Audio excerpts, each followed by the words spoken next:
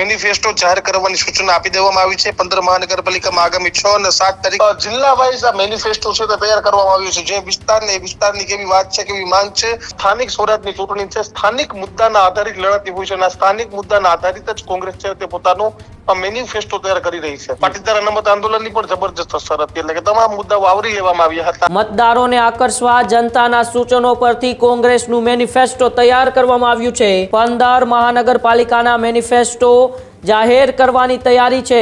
Press કોન્ફરન્સમાં મોટા નેતાઓને હાજર રહેવાની પણ પ્રદેશના મોવડી મંડળ દ્વારા સૂચના આપી દેવામાં આવી છે। હજુ સુધી તમે અમારી ચેનલને સબસ્ક્રાઇબ નથી કરી તો અત્યારે જ ન્યૂઝરૂમ ગુજરાતને સબસ્ક્રાઇબ કરો, ફેસબુક અને ઇન્સ્ટાગ્રામ પર ફોલો કરો।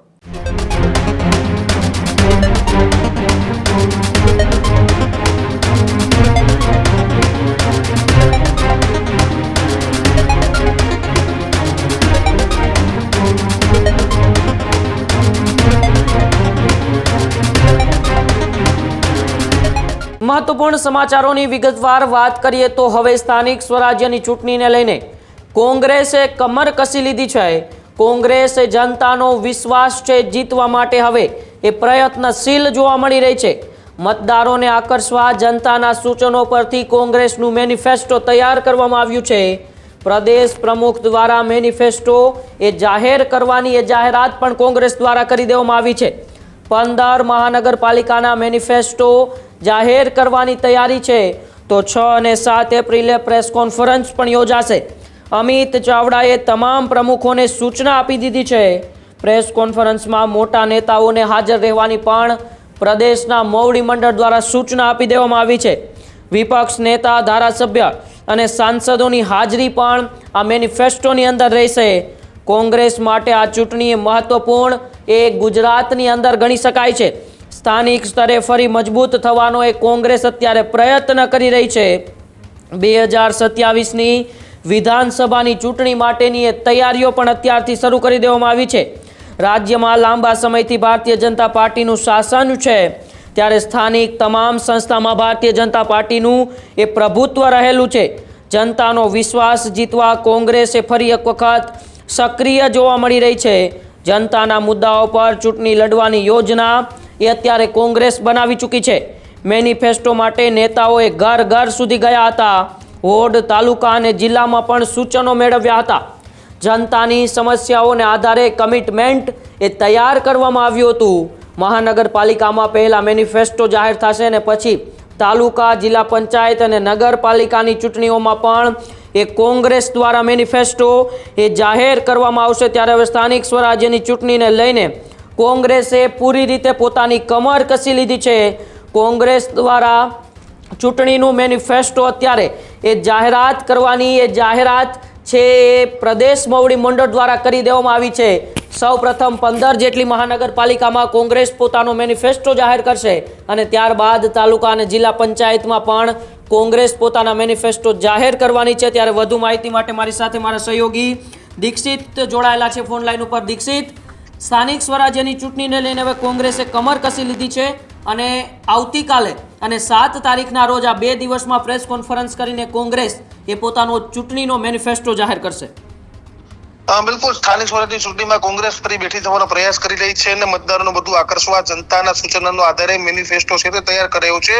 કોંગ્રેસનું કમિટમેન્ટ નામથી મેનિફેસ્ટો છે તે જાહેર કરવામાં આવશે, જેમાં 15 મહાનગરપાલિકામાં મેનિફેસ્ટો જાહેર કરવાની સૂચના આપી દેવામાં આવી છે। 15 મહાનગરપાલિકામાં આગામી 6 અને 7 તારીખ એટલે કે 2 દિવસમાં મેનિફેસ્ટો જાહેર કરાશે। પ્રદેશ પ્રમુખ અમિત ચાવડાએ તમામ મહાનગરપાલિકાના પ્રમુખને સૂચના આપી છે અને સાથે જાહેર કરતા સમયે વિપક્ષ નેતા, ધારાસભ્ય, પૂર્વ ધારાસભ્ય, સાંસદને પણ હાજર રહેવા માટે સૂચના છે તે આપવામાં આવી છે। એટલે ઉમંગ કહી શકાય કે જિલ્લા વાઇઝ આ મેનિફેસ્ટો છે તે તૈયાર કરવામાં આવ્યું છે। જે વિસ્તારની કેવી વાત છે, કેવી માંગ છે, એના આધારે આ મેનિફેસ્ટો છે તે તૈયાર કરી દેવામાં આવ્યું છે અને તમામ મહાનગરોના મુદ્દા સ્વાભાવિક છે કે અલગ અલગ હોઈ શકે। તમે સુરત જાઓ તો સુરતનો મુદ્દો અલગ હોય, અમદાવાદનો મુદ્દો અલગ હોય, ત્યારે હાલ તમામ મુદ્દે છે તે મેનિફેસ્ટો છે તે તૈયાર કરવામાં આવ્યો છે। પરંતુ હવે જોવાનું રહેશે કોંગ્રેસ ઉપર આ વખતે ભરોસો આવે છે કે નહીં, કારણ કે સતત હાર અને ત્યારબાદ અમિત ચાવડા નવા પ્રાણ ફૂંકવાના પ્રયાસ કરી રહી છે, નવા જોઈનિંગ સતત થઈ રહ્યા છે ને છેલ્લા 10-15 દિવસમાં કોંગ્રેસનો માહોલ બદલાવવાના પ્રયત્ન છે તે થયા છે, પરંતુ મેનિફેસ્ટો પર સૌની નજર રહેશે. ઉમંગ દીક્ષિત, કમિટમેન્ટમાં એવા તો શું મુદ્દાઓ હશે જેને લઈને કોંગ્રેસે લોકોની વચ્ચે જશે મત માંગવા માટે? એવા તો શું ગુજરાતના છેલ્લા 30 વર્ષથી સત્તાથી દૂર કોંગ્રેસ રહી છે, તો એવા તો શું મુદ્દા લઈને લોકોની વચ્ચે જશે?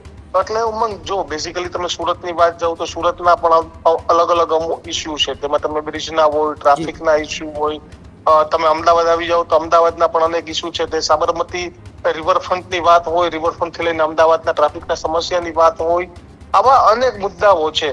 તો તમે રાજકોટ જતા રહો તો રાજકોટના પણ આવા અનેક મુદ્દાઓ, એટલે તમામ લોકલ મુદ્દાઓને આવરી લેવાનો પ્રયાસ કોંગ્રેસ દ્વારા આ વખતે કરવામાં આવ્યો છે. અને થોડા દિવસ પહેલા જ આપણે જોયું કે ભાજપાની એક ચાર્જશીટ છે તે કોંગ્રેસે તૈયાર કરીને એ પણ કેમ્પેન સોશિયલ મીડિયામાં અને મીડિયામાં ચલાવ્યું હતું, ને હવે એક મેનિફેસ્ટો પણ તૈયાર કરવામાં આવશે. પરંતુ આફ્ટર ઓલ તો સ્થાનિક સ્વરાજની ચૂંટણી છે, સ્થાનિક મુદ્દાના આધારિત લડાતી હોય છે, અને આ સ્થાનિક મુદ્દાના આધારિત જ કોંગ્રેસ છે તે પોતાનો મેનિફેસ્ટો તૈયાર કરી રહી છે. આ કમિટમેન્ટ છે એ કોંગ્રેસને ફરી એક વખત ગુજરાતની અંદર 30 વર્ષ પછી બેઠી કરશે દીક્ષિત? એટલે 2015માં જો સ્થાનિક સ્વરાજમાં 30 વર્ષ નથી ઉમંગ. 2015ના જે સ્થાનિક સ્વરાજના પરિણામ આવ્યા હતા તેને ભાજપની ઊંઘ હરામ કરી દીધી હતી.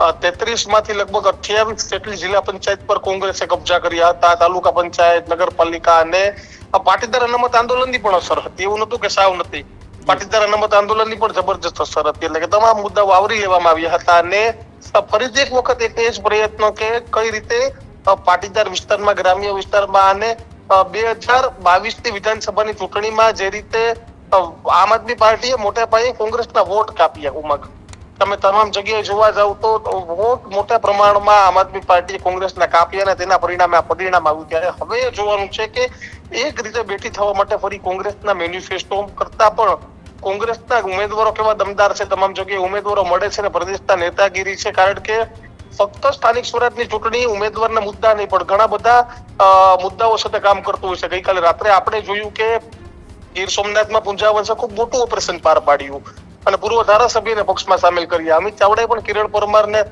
સામેલ કર્યા હતા. ત્યારે આવા અનેક ઓપરેશન, મુદ્દા અને માઇક્રો મેનેજમેન્ટની ચૂંટણી લડતી હોય છે. અને જ્યારે એક બાજુ ભાજપ છે કે 162 ધારાસભ્યો છે, 25 સાંસદ છે, રાજ્યસભાના સાંસદ, અને તમામ અત્યારે એ મુદ્દા થઈ રહ્યા છે, ત્યારે કોંગ્રેસ પણ એડી ચોટીનું જોર છે તે લગાવી રહી છે. ઉમંગ, સ્થાનિક સ્વરાજ્યની ચૂંટણીમાં દીક્ષિત કોંગ્રેસ માટે મોટો પડકાર કોણ? તમે વાત કરી કે 2022માં આમ આદમી પાર્ટીએ વોટ કાપ્યા હતા. ઉમંગ, મોટો પડકાર અત્યારે ભાજપા કરતા આમ આદમી પાર્ટી છે.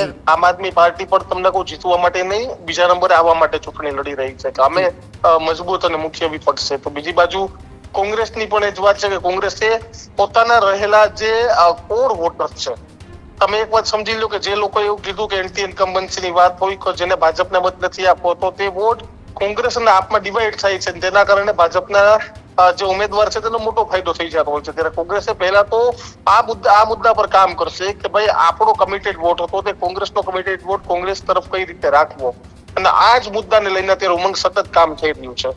જી બિલકુલ, આભાર દીક્ષિત તમારી સાથે જોડાવા બદલ અને માહિતી આપવા બદલ. તો જે પ્રકારે અત્યારે કોંગ્રેસે એ સ્થાનિક સ્વરાજ્યની ચૂંટણીને લઈને કમર કસી લીધી છે, આવનારી 6 અને 7 એપ્રિલ એટલે કે આવતીકાલે અને પછી 7 એપ્રિલે અલગ અલગ મહાનગરપાલિકાની અંદર કોંગ્રેસ પોતાનો મેનિફેસ્ટો જાહેર કરશે, પોતાની પાર્ટીની વિચારધારા, ગુજરાતની જનતા માટે કોંગ્રેસ શું કામ કરવાની છે, એ સ્થાનિક મુદ્દાઓ જે આવી ચૂંટણીઓમાં હંમેશા સ્પર્શતા હોય છે તે સ્થાનિક મુદ્દાઓને ધ્યાનમાં રાખીને અલગ અલગ મહાનગરપાલિકાઓમાં અને ત્યારબાદ તાલુકા અને જિલ્લા પંચાયતમાં પણ કોંગ્રેસ એ પોતાનો મેનિફેસ્ટો લઈને એ સ્થાનિક સ્વરાજ્યના ચૂંટણી જંગ મેદાનમાં ઉતરવાની છે. ત્યારે જોવાનું રહેશે કે મેનિફેસ્ટો કેટલો મજબૂત છે અને મેનિફેસ્ટોથી એ કોંગ્રેસ ઉપર ગુજરાતની જનતા એ ભરોસો કરે છે કે નહીં.